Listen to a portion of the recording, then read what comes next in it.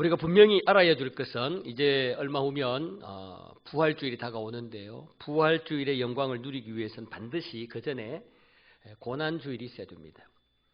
부활주일만 바로 오는 게 없죠. 항상 부활주일 오기 전에는 고난주일, 고난주간 이것이 반드시 있어야 됩니다.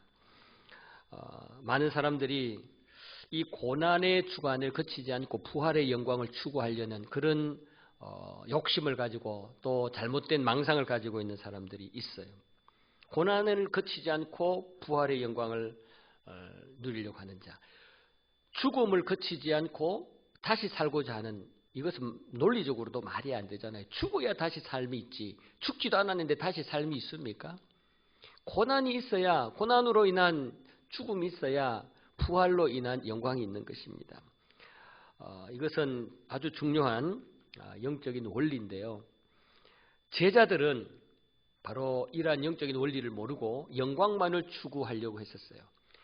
이 제자들이 오순절 성령 충만함을 받기 전까지는 바로 이러한 영적 원리를 모르고 고난을 통과하지 않고 영광만을 누리려고 했던 자들이 바로 이 제자들입니다. 오늘 본문의 말씀은 고난주간에 있었던 사건입니다. 베드로를 비롯한 제자들은 예수님의 십자가 고난을 거부합니다. 예수님이 수차례에 걸쳐서 나는 십자가에 달려 죽는다 하시지만 이 제자들은 그 말에 귀를 기울이지 않고, 심지어는 베드로 같은 경우는 자기가 나서서 그 고난을 당하지 않도록 하겠다, 이렇게 엉터리 얘기를 하는 경우도 있어요. 실제로 지켜주지도 못하면서 생각도 엉터리 생각을 하는 경우가 있었습니다. 이 모든 것은 바로 이 제자들이 예수님의 십자가 고난의 그 필연성과 그 중요성을 모르고 있기 때문에 그렇습니다. 그래서 이 제자들이 예수님을 따라다닌 이유는 예수님의 고난에 참여하기 위함도 아니고, 예수님의 그 영광의 자리에 앉을 때 자기들은 그 옆에 한 자리를 차지하기 위한, 그러니까 예수님께서 이제 영광의 자리 왕위에 오르면 자기들은 나름대로 참모가 되어서 어떤 중요한 영향력을 행사할 수 있는 그 자리에 앉기 위해서 예수님을 계속 따라다니고 있습니다. 그래서 자기들끼리 견제합니다. 혹시 저 사람이 나보다 높은 자리에 가면 안 되는데 내가 더 중요한 높은 자리 가야 되는데, 그러면서 서로 시기하고 질투하고 경쟁하면서 그렇게 지금 예수님을 따라다니고 있는 것입니다. 예수님께서는 이들의 이 생각과 이 마음을 다 알고 계속해서 이들의 마음을 고쳐주려고 하지만 이들의 마음이 고쳐지지를 않습니다. 틈만 나면 예수님이 가르치는데 이들이 그 예수님의 가르침을 받지 않습니다. 그래서 결국은 예수님께서 이 제자들에게 이제 십자가에 달려 죽기 직전에 성찬을 행하면서 이것은 너희를 위하여 흘리는 나의 피다, 이것은 너희를 위해서 찢어진 내 살이다, 몸이다, 이런 말씀을 하셔도 이들은 깨닫지를 못해요. 예수님께서는 이 제자들에게 자기 십자가를 지고 나를 따라야 된다, 너희들이 나를 그냥 따라올 수 없다, 편안하게 그냥 즐겁게 그렇게 쉽게 나를 따라올 수 있는 게 아니다, 나를 따라오려면 십자가, 너희들이 져야 될 십자가를 지고 나를 따라야 된다. 즉 고난이 있다. 주님을 따르기 위해서는 고난과 헌신과 또 때로는 눈물을 흘려야 될 그러한 때도 있다라는 겁니다. 자기 십자가를 져야 될 때가 있다는 거예요.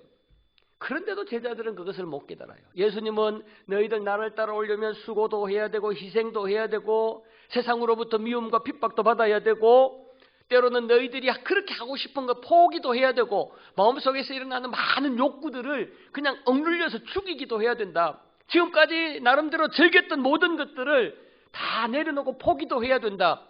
이제 이것이 자기 십자가인데 이 자기 십자가를 지고 와야 된다는 그 말씀을 이 제자들은 깨닫지를 못하는 겁니다. 결국은 이 제자들이 십자가의 고난을 깨닫지를 못하고 예수님이 이제 십자가에 달리실 그 상황이 이르렀어요. 예수님이 붙잡혀서 고난을 당하고 멸시와 천대를 당하며 순환을 당할 때 예수님의 십자가 고난을 받아들이지도 않고 그 의미도 깨닫지 못했던 이 제자들은 다 그냥 도망치고 흩어지게 됩니다. 예수님이 대제사장의 그 하속들이 와가지고 예수님을 체포할 때 이 제자들은 슬슬슬슬 뒤로 빠지더니 결국은 다 도망가 버리고 말았습니다. 예수님께서는 이미 이 모든 것들을 알려주셨거든요. 그런데 제자들은 말씀하실 때 전혀 귀를 기울이지 않고 있다가 그런 일을 당하니까 마음에 이게 준비가 안 되어 있으니까 받아들일 수가 없는 겁니다. 그래서 다 도망가고 만 것입니다. 제자들은 이 말씀을 기억도 하지 못했습니다. 예수님이 그렇게 마지막 잡히시기 전날 밤에 성찬을 행하시면서 만찬을 행하시면서 말씀하셨던 그 모든 것들도 다 잊어버렸습니다. 그래서 제자들은 다 도망가고 베드로는 예수님이 마지막에 어떻게 되나 싶어가지고 그냥 군중동 속에 묻혀서 이렇게 지켜보고 있습니다.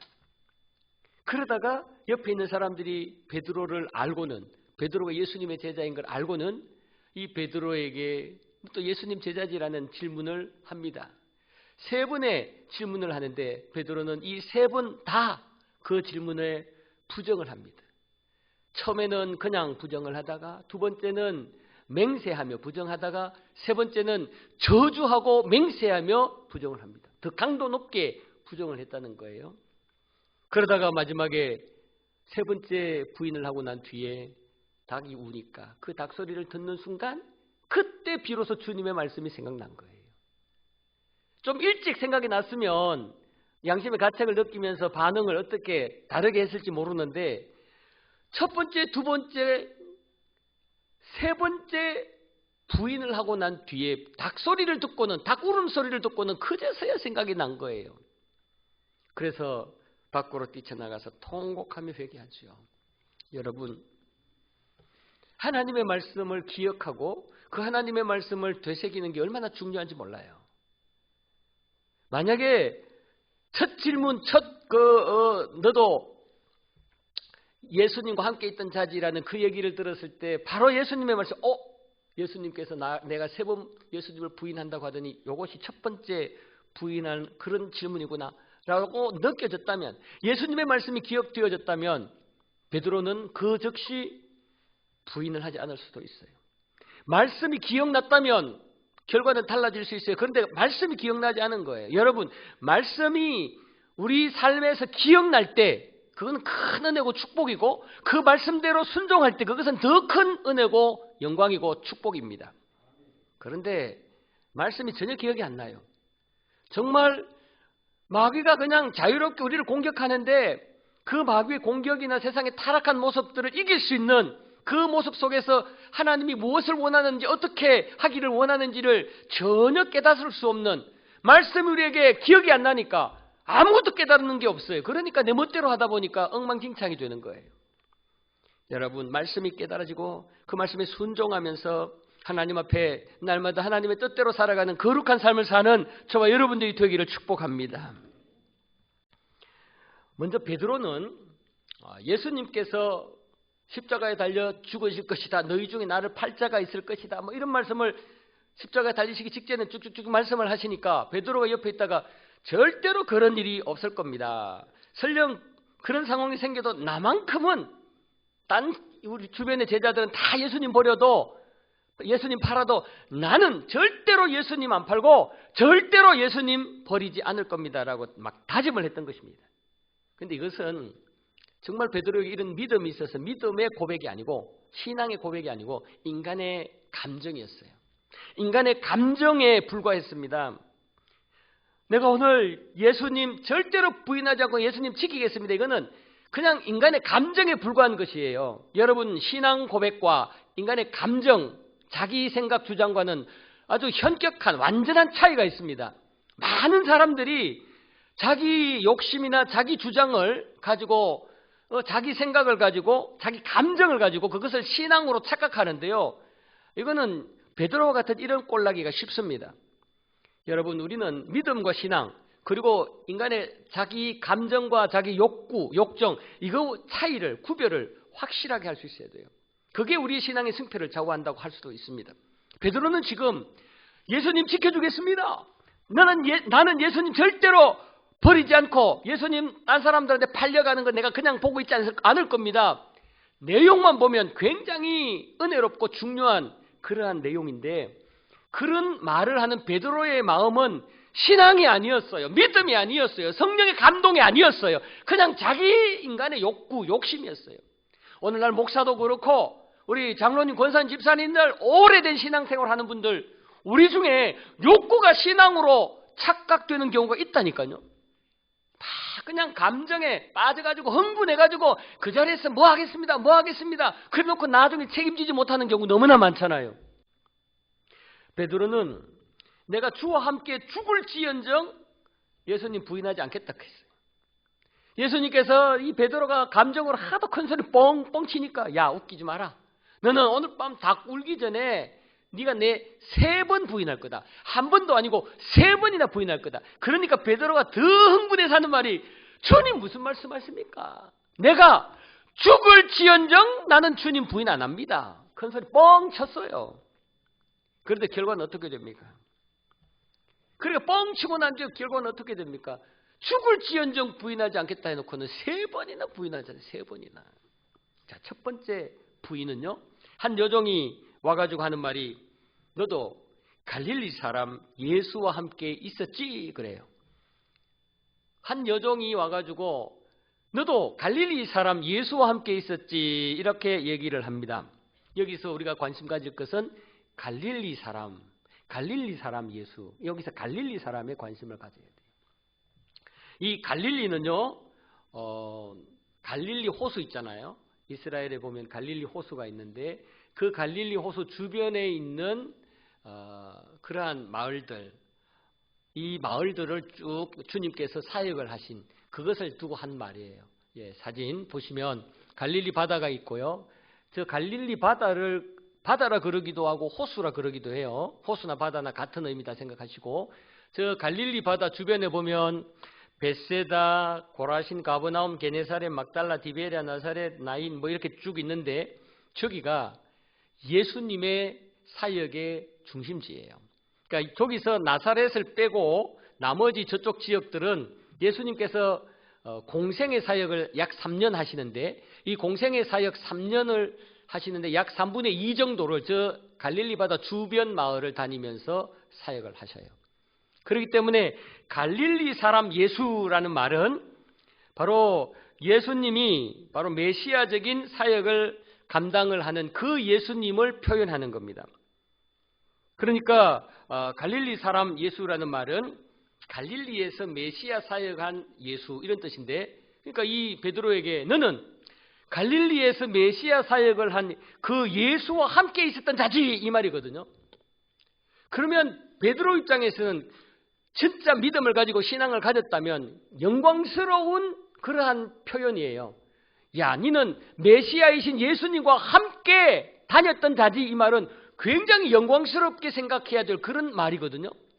그런데 베드로는 그것을 부끄럽게 생각을 했고 그것을 굉장히 두렵게 생각을 하고 그 호칭받는 것을 싫어했어요. 그러니까 예수님을 부인하는 거예요. 여러분, 우리가 교회 와서 우리 신앙인들끼리는 예수님의 능력, 복음의 능력, 하나님의 말씀의 진리의 그 신묘막측함, 저 영원한 천국에 대한 소망 이런 얘기들을 그냥 마음껏 편하게 잘 합니다.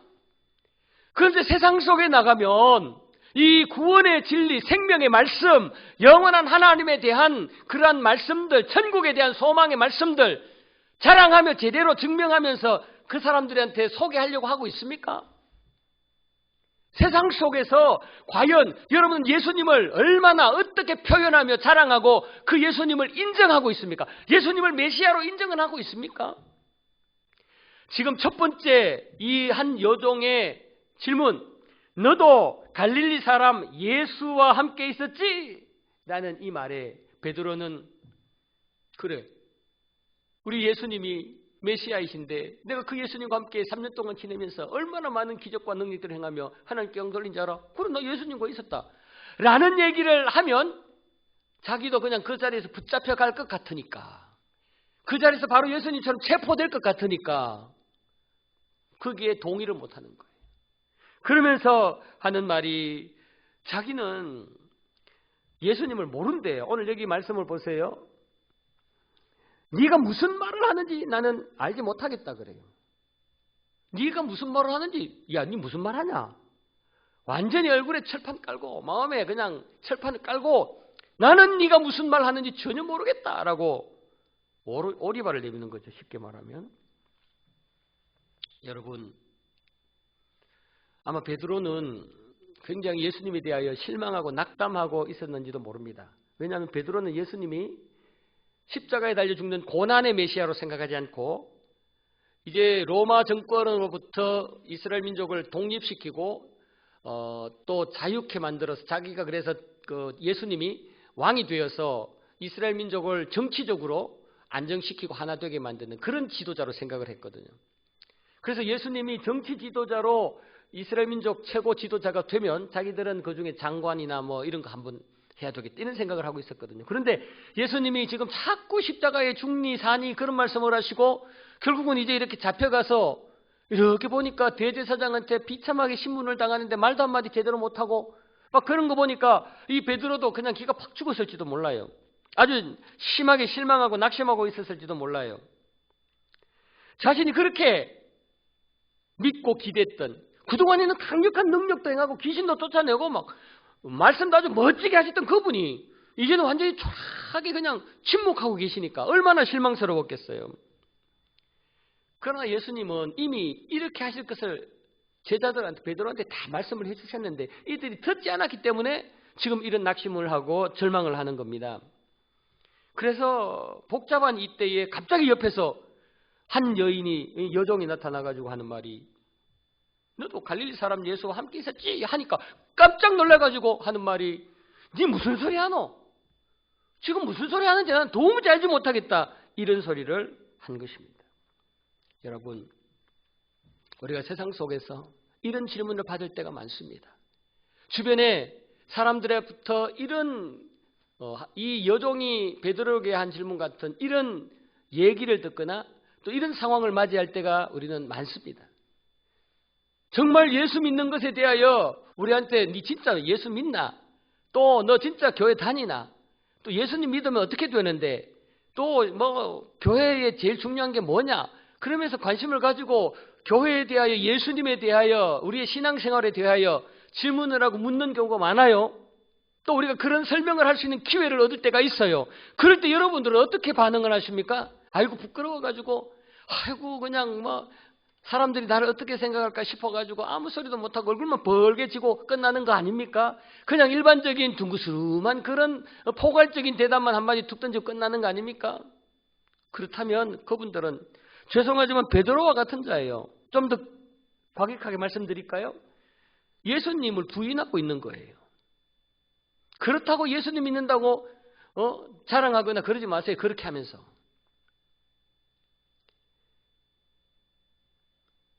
우리 주님을 메시아이심을 우리 교회가 주님이 머리가 되신 구원받은 공동체임을 영원한 천국이 실존하고 그곳에는 죄 없는 예수의 피로 구속함을 얻은 자들만이 갈 수 있는 그 부분에 대해서 우리가 정확하게 제대로 말하지 못한다면 우리의 삶 속에서 그런 소망을 가지고 그런 예수님을 믿는 사람다운 삶을 살지 못한다면 제대로 예수 믿는 거 아닙니다. 두 번째 질문입니다. 그래서 거기서 우사를 당하고 베드로 자기도 얼마나 양심의 가책이 되고 부끄러웠겠어요. 니 무슨 소리 하냐? 마음에도 없는 그런 소리 하고 난데 도저히 거기 더 이상 있을 수가 없는 거예요. 그래서 쭉 뒤로 나와가지고 출입구 가까이에 앉았습니다. 출입구 가까이에서 이렇게 앉아 있는데 이번엔 또 다른 옆에 있는 또 다른 여종이 베드로를 보고는 베드로에게 얘기하지 않습니다. 베드로를 보고는 베드로에게 얘기하지 않고 옆에 베드로 주변에 있는 사람들에게 여러분 이 사람요 저 나사렛 예수 저 사람과 함께 있었던 사람이래요. 베드로에게 너 나사렛 예수와 함께 있었지라고 물은 게 아니고 베드로를 가리키면서 옆에 있는 사람들에게 저 사람요 나사렛 예수와 함께 있었던 사람이에요 라고 얘기하는 겁니다. 그럴 때 베드로는 자기 얘기인 줄 알고 자기를 지적하면서 그렇게 주변의 사람들한테 얘기하니까요. 이 베드로는 그냥 거기서 또 깜짝 놀라가지고 충격을 받아가지고 그는 이번에는 그냥 너 무슨 소리 하냐? 나하고 전혀 상관없는 소리 하지 말라 이런 식이 아니라 이번에는 맹세를 하면서 부인을 하는 거예요. 나는 그 사람을 알지 못한다. 맹세. 내가 맹세하는데 나 저 사람 알지 못해.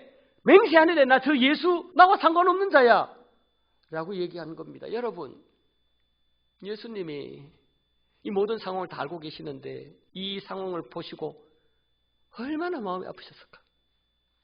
나는 너를 위해서 지금 하늘 영광 보좌 버리고 이 땅에 낮고 천하게 와서 지금 이렇게 십자가에 달려 죽기 직전에 엄청난 순환을 당하고 앞으로 십자가의 고통을 당할 텐데 뭐라고? 맹세하면서 나와 상관없는 자라고? 나를 모른다고? 이 대답을 들은 우리 주님의 마음이 얼마나 아프셨겠습니까? 여러분, 여기서 우리가 관심을 가질 것은 나사렛 예수. 앞에 첫 번째 질문에서는 갈릴리 사람 예수라고 그랬고 두 번째 이 질문에서는 나사렛 예수라고 그럽니다. 이 나사렛 예수와 함께 있었다라고 그러는데요. 아까 우리 지도에서 봤으면은 제일 아래쪽에 보면은 나사렛이 있었는데 이 나사렛은 어디냐면은 예수님께서 베들레헴에서 탄생을 하시고 헤롯이 죽이려고 하니까 애굽으로 잠시 피신을 하셨잖아요. 애굽으로 피신을 했다가 다시 돌아오셔서 정착하며 산 곳이 나사렛이에요. 그래서 나사렛은 애굽에서 돌아온 아기 예수님이 거기서부터 공생애까지 쭉 사셨던 곳이에요. 공생애 직전까지 살았던 곳이 나사렛이에요. 그래서 나사렛은 인간 자연인 예수님이 거기서 쭉 살았던 그러한 고향과 같은 그러한 곳입니다. 그래서 나사렛 예수라 이렇게 말하는 말은 나사렛 시골에서 자란 예수 이런 뜻입니다. 그런데 이 나사렛은 그 주변의 다른 지역에 비해서 굉장히 시골이고 낙후된 곳이고 그리고 주변에 외침을 많이 당하고 또 이방인들이 그 주변에 많이 살고 그래서 개발 가능성도 없는 아주 후진 곳입니다. 그래서 주변의 다른 큰 도시들은 이 나사렛을 굉장히 무시하는, 그래서 이 나사렛은 무시당하는 그러한 지역이에요. 그래서 나사렛 출신이라 그러면 굉장히 무시를 당합니다. 그래서 성경에 보면 나사렛에서 무슨 선한 것이 나오겠느냐라는 그런 말씀도 있어요. 이 나사렛은 이거는 인물이 나올 곳이 아니다. 아주 천박한 땅이고 여기에는 아주 그냥 수준이 뚝 떨어지는 그런 사람들이 사는 지역이다 이런 뜻입니다. 그래서 나사렛 예수라 이 말은 아주 비하하는, 예수님을 비하하는, 무시하는 그러한 표현입니다. 그러니까 예수님의 정체를 그 누구도 인정하지 않는, 그러니까 아주 무시하는 그러한 얘기를 들었던 베드로거든요. 그래서 나사렛 예수 이 말은 예수님이 아주 무시당하는, 예수님이 아주 멸시당하는 그러한 표현인데, 이런 표현을 베드로가 듣고 진짜 예수님의 제자라면, 진짜 예수님을 사랑하고 존경하는 그러한 자라면 예수님을 비하하는 나사렛 예수라는 이 말을 듣고, 이 표현을 듣고 그 자리에서 맹세하면서 예수님을 모른다고 부인할 것이 아니라 반대로 입에 거품을 물면서 예수님이 얼마나 위대한 종인지를 설명을 했어야죠.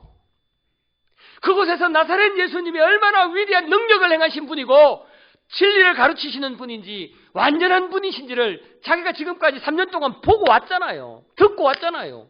그 부분을 가지고 설명을 했어야죠.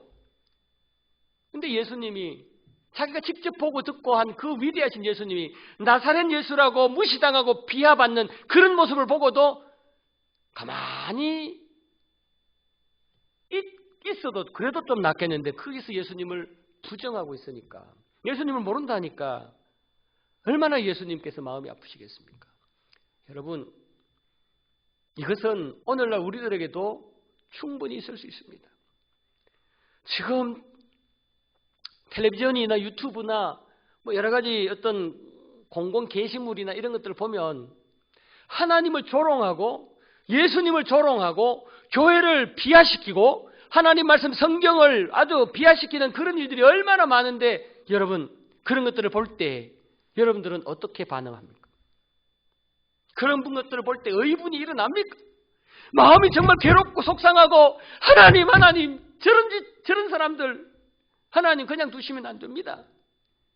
또 사석에서 사람들과 얘기할 때 혹시 그런 주장을 하는 사람들 주변에 있을 때 거기서 그냥 침묵하고 가만히 있습니까? 아니면 같이 그냥 동조해서 같이 그냥 주님에 대하여 또는 성경에 대하여 교회에 대하여 같이 비난하는데 동참하고 있습니까? 어떻습니까? 아니면 그곳에서 정말 속에 그냥 의문을 가지고 무슨 소리 합니까? 교회가 다 그런 건 아닙니다. 하나님의 말씀이 그런 거 아닙니다. 예수님이 그런 분이 아닙니다. 천국은 분명히 있습니다. 인간을 보고 그렇게 판단하지 마십시오. 하면서 막 예수님을 또는 하나님의 말씀을 영원한 진리를 지키고 보호하려고 하고 있습니까? 어떻습니까, 여러분? 지금 교회를 그냥 마귀 사단이 밀가루로 갖고 놀잖아요. 또 우리 그리스도인들이 얼마나 수모를 당하고 있습니까? 이런 때에 아무 시사를 못하고 그냥 가만히 있거나 이 베드로처럼 맹세하면서 나는 그 사람 도저히 모른다 라는 그런 소리를 한다면 우리 위에 십자가에 달려 죽으신 예수님이 얼마나 마음이 아플까요? 우리 베델교회는 절대로 그런 교회가 되지 않기를 바랍니다. 우리 성도님들 절대로 그런 분들이 되지 않기를 바랍니다. 우리가 져야 될 십자가가 있다니까요. 그냥 아무것도 안 하고 그냥 따라가면 천국 가는 게 아니에요. 천국 가려면 내가 져야 될 십자가가 있다니까요. 예수님 내가 지켜야 되고 이 66권 하나님의 말씀을 내가 지켜야 된다니까요. 세상 사람들이 교회를 난도질하고 그리스도인들을 난도질할 때 이제는 침묵하지 마세요. 최소한 그 상황을 하나님 앞에 고발하세요. 하나님, 지금 이런 상황입니다. 저는 지금 어떻게 할 수가 없습니다. 하나님 죄송합니다. 제가 살고 있는 이 땅이, 제가 살고 있는 이 시대가, 제가 살고 있는 이 지역이, 내 친구들이, 내 이웃들이 저런 소리를 하고 저런 반응을 하게 해서 정말 죄송합니다. 중보 회개하시고 그들을 불쌍히 여겨달라고 기도하고 다시는 저런 일이 생기지 않도록 저들에게 저렇게 동료를 주고 조종하고 있는 악하고 더러운 마귀 사탄은 예수의 이름으로 물러가라고 기도하면서 영적 세계를 바라볼 수 있는, 그래서 우리는 믿음의 길, 이 구원의 길을 가고 있는 자로서 내가 져야 될 십자가를 지고 갈 수 있는 그런 자들이 꼭 되시기를 바랍니다. 그리고 세 번째 질문이에요. 자, 거기서 진짜 이 베드로가 진짜 막 얼굴이 홍당무가 됐을 거예요. 진짜 안절부절하지 못하고 있었을 거예요. 그때 곁에 있던 다른 사람들이, 이번에는 여러 사람들이 같이 그냥 막 베드로에게 손짓하면서 그러는 겁니다. 너도 진실로 그 도당이다 그럽니다. 진실로 그 도당이다 그렇게 말합니다.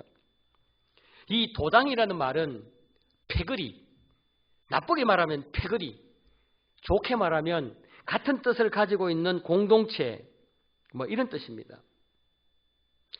나쁜 뜻으로 막 부정적으로 말할 때는 아주 패거리, 뭐 깡패 집단 뭐 이런 뜻이지만, 그러나 좋은 말로 하면은 그 사람과 뜻을 같이 하는, 그 사람과 하나가 되어 있는 공동체 이런 뜻이거든요.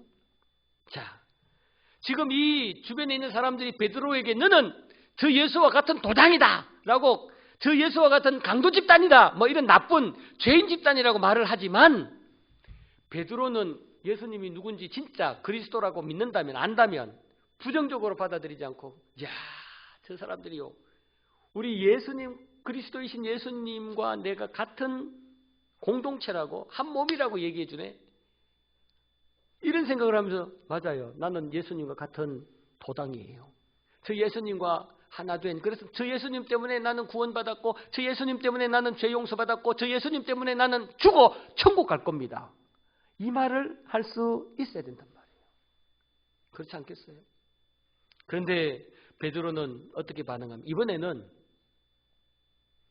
한술 더 떠서 저주하면서 맹세하면서 예수님을 모른다고 부인합니다. 세 가지 부인이 점점 강도가 높아져요.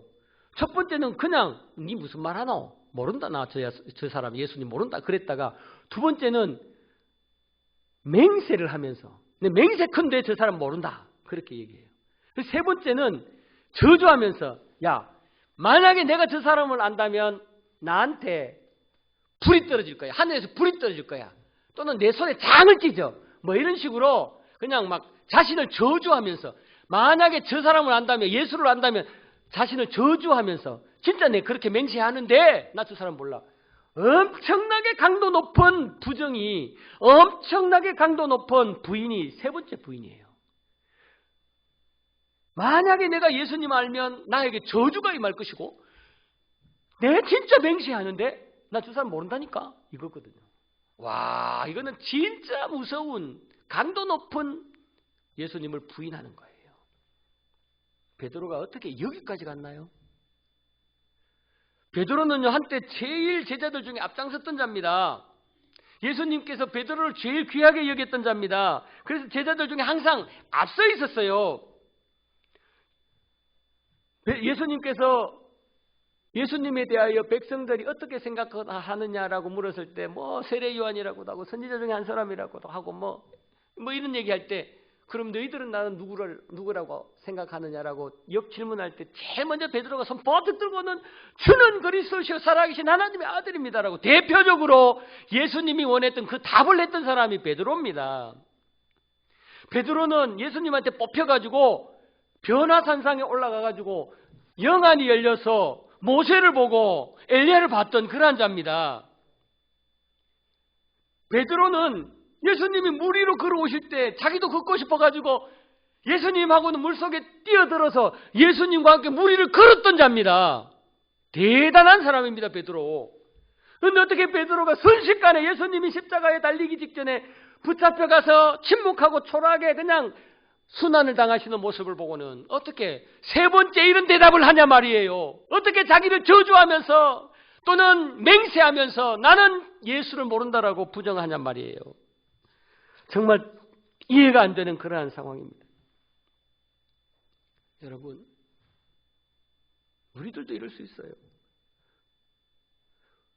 베드로가 그렇게 위대했던, 주님의 사랑을 받았고 특별하게 훈련받았던, 주님의 수많은 메시아적인 기적을 보고 그 가르침을 받아왔던 이 베드로도 순식간에 이렇게 잘못되는데, 우리 같은 사람요, 순간적입니다. 우리 같은 사람요, 순간적입니다. 정말 이런 상황 되고 진짜 내 목에 칼이 딱 대고 공산당이나 뭐 이런 아주 무서운 적거리 수단 이런 것들이 나타나가지고 죽이려고 할 때 우리 과연 예수님 끝까지 붙잡을까요? 과연 그때 예수님을 그리스도라고 끝까지 고백할 수 있을까요? 힘들 겁니다. 우리도 엄청나게 힘들 겁니다. 그러나 정답은 뭐예요? 할 수 있어야 됩니다. 저도 그렇고 여러분도 그렇고 고백할 수 있어야 됩니다. 어떤 질문을 반복적으로 계속 해대도 할 수 있어야 됩니다.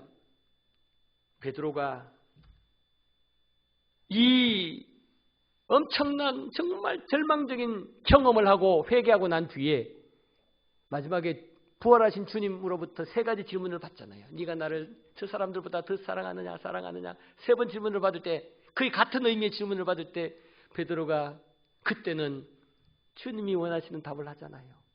주님 사랑하지요. 주님 사랑하지요. 진짜 고백을 담아 사는 거예요. 그러니까 주님이 그걸 믿고는 내 어린 양을 치라, 내 양을 먹이라 사명을 주시잖아요. 여러분, 우리들도 실수와 실패 충분히 할 수 있어요. 그러나 이것들을 잘 회개하고 뛰어넘으면 우리의 믿음의 조상들처럼, 히브리서에 나오는 선진들처럼, 순교자들처럼 최악의 경우 극단적인 상황에서도 내 힘이 아닌 하나님이 주시는 힘과 능력으로, 내 안에 계시는 성령님의 능력으로 끝까지 예수님을 부인하지 않고 끝까지 예수님을 지키고 십자가의 주님을 붙잡고 승리하게 될 줄로 믿습니다. 우리가 이렇게 끝까지 우리의 믿음을 지키고 예수님을 부인하지 않으려면 어떻게 해야 되느냐? 세 가지 말씀을 드릴게요. 첫 번째는 날마다 우리의 믿음과 신앙을 점검하고요. 항상 우리의 신앙을 점검을 하고요. 점검으로 끝나면 안 돼요. 반드시 회개해야 됩니다. 날마다 우리의 신앙을 점검을 하고 회개하면 됩니다. 베드로는 닭울음 소리를 듣고 예수님 말씀이 생각날 때 진짜 가슴이 무너지는 것 같았을 겁니다. 예수님의 그 말씀이 생각이 났을 때 베드로는 막 억장이 무너집니다. 그러게서 뛰쳐나가서 통곡하며 회개합니다. 통곡하며 회개합니다. 여러분, 통곡하며 회개하는 게 얼마나 큰 축복인지 알아요? 회개는 부끄러운 일이 아니에요.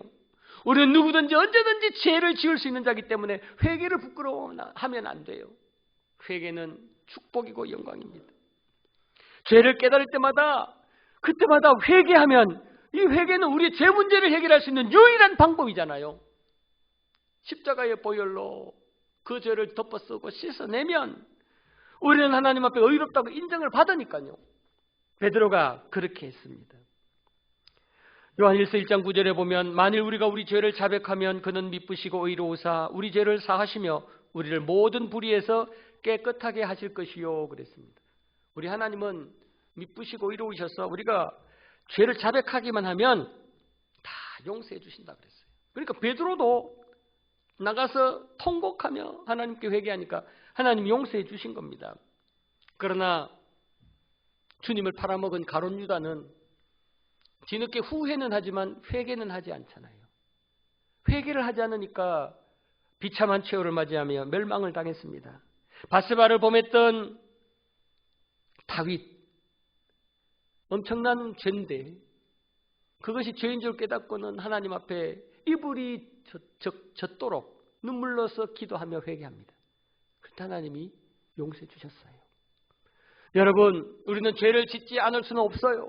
그러나 날마다 우리 점검하면서 하나님 앞에 회개한다면 우리는 항상 하나님 보시기에 의로운 삶을 살 수가 있어요. 두 번째는 우리가 하나님 앞에 부인하지 않고 끝까지 믿음을 지키려면 주변 환경에 마음을 뺏기지 말아야 돼요. 주변 환경이 우리 눈에 하나님보다 더 크게 보이지 않게 하란 말이에요. 돈이 하나님보다 더 크지 않게 하란 말이에요. 자식들이 주변에 어떤 존경하는 인간이 하나님보다 더 크지 않게 하란 말이에요. 하나님보다 더 크지 않게 이 주변의 모든 것들을 바라봐야 되는 거예요. 그것이 주변 환경에 마음을 빼앗기지 않는 겁니다. 우리는 어느 게 더 중요하게 여겨지느냐에 따라서 중요하게 여겨지는 것을 선택하게 되어 있습니다. 주변에 하나님보다 중요한 게 안 보이면 우리는 하나님 항상 선택하게 되어 있습니다. 그것이 바로 하나님과 동행하는 것입니다. 하나님과 동행하는 겁니다. 항상 순간순간 하나님 어떻게 하면 좋아요? 이 상황에서 하나님 뭐 선택할까요? 중국집에서 짜장면 먹을지 짬뽕 먹을지 모르는데 그때도 하나님 오늘은 짬뽕 먹을까요? 짜장면 먹을까요? 그런 마음으로 살란 말이에요. 그런 마음으로 모든 상황보다 하나님을 더 크게 보고 우리 구주 예수님을 더 크게 보면은 우리 절대로 예수님 부인하지 않습니다. 절대로 믿음의 길에서 이탈하지 않습니다. 우리는 항상 이 땅에 그 무엇보다 하나님이 두렵게도 보이고 하나님을 사랑하게 보이고 크게 보이게 만들어야 돼요. 그래서 그 하나님과 동행하는 삶을 살면 베드로와 같은 이런 실수 안 합니다. 그리고 마지막 세 번째는 말씀을 항상 가까이 하며 철저하게 순종함으로 성령 충만해야 돼요. 말씀과 성령 충만해야 돼요. 여러분, 아까 처음에 말씀드렸잖아요. 말씀이 기억나야 거룩하게 살지요. 말씀이 기억나야 거룩하게 살아요. 기도하며 성령 충만해야 거룩하게 살아요. 정말 우리는 말씀과 기도로 거룩해져요. 디모데전서 4장 5절에 보면 하나님의 말씀과 기도로 거룩하여진다 그랬습니다. 말씀을 읽고 묵상하며 기도하며 성령 충만하게 되면은 하나님이 크게 보이고 말씀이 그냥 크게 보여서 세상에 엉뚱한 곳에 마음 뺏기지 않아요. 베드로가 주님의 말씀을 처음부터 기억하고 깨닫고 있었다면 이 실수 안 했을 거라고요. 여러분, 말씀을 항상 읽고 묵상하고 그 말씀대로 순종하며 살려고 노력하시고 항상 하나님 앞에 엎드려 기도함으로 성령이 우리를 완전히 다스리는 충만한 삶을 사시기를 바랍니다. 그럴 때 우리 베델교회 모든 성도님들은 마귀 사단이 와서 어떠한 유혹을 하고 우리의 믿음을 변질시키려고 별의별 속삭임을 줘도 우리는 다 물리치고 우리 하나님이 보시기에 거룩하고 깨끗한 순결한 그리스도의 신부가 될 줄로 믿습니다. 날마다 회개하는 심령으로 하나님 앞에 가까이 더 가까이 가는 저와 여러분들 우리 교회 되기를 주님의 이름으로 축복합니다. 아멘.